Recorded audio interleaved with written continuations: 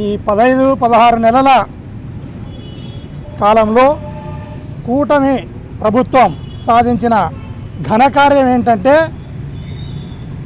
మీరు జైలు అంటున్నారు, మేము బెయిల్ అంటున్నాం, మీరు జైలు అంటున్నారు, మేము బెయిల్ అంటున్నాం, మీరు జైలు అంటున్నారు, మేము బెయిల్ అంటున్నాం.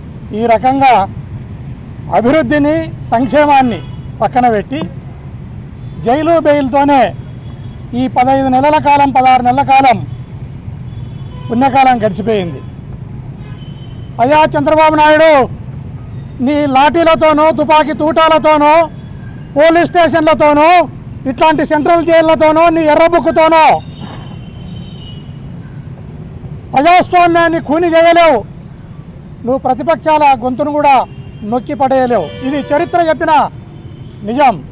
ఈవెన్ ఇందిరాగాంధీ ఎమర్జెన్సీ పెట్టినప్పుడు కూడా ఇంత భయానకమైన పరిస్థితి ఈ రాష్ట్రంలో లేదు, ఈ దేశంలో కూడా లేదు.